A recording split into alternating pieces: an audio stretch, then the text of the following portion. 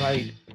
The one thing I want to also bring up here is as you're going through this and talking about this worry about rework is one of our 10x principles. And for those not familiar with 10x, it's a bunch of principles we made up years ago that help define what successful projects is like. You could have named them differently. We have 8 of them. One of the 10x principles is called minimize unintentional rework. And it has, I think, the most intriguing name because there will be rework. Fred Brooks usually used to quote, say, plan to do your project twice, you're going to do it anyhow.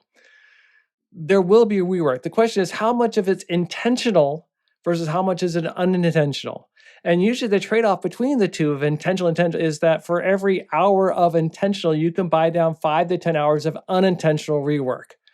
And so one of the things we're talking about here is if you do these stubs, if you break it down, if you organize the work, if you defer those edge cases, some of these patterns we're talking about, you will have some rework as you have to put those things back in. But it's intentional and you know it's coming as opposed to being surprised and then having the domino effects of unplanned rework showing up in your project. Mark, I've been doing this with groups for years now. And that idea of we're going to introduce a ton of rework, this is going to be really painful to us, is always a concern I hear from teams. Mm-hmm. I think it's a reasonable concern for every team to have. I have never to date yet. I mean, you never know.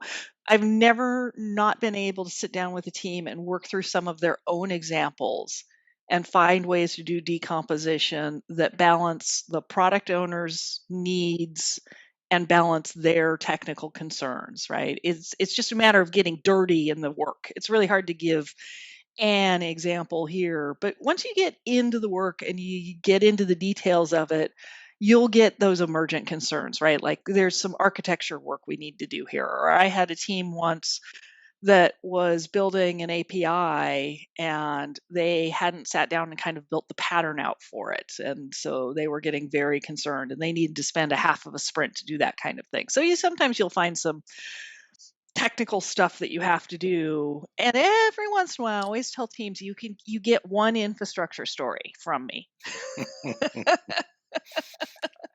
I personally hate the enabling story in SAFe. It's like, oh, just give me a break.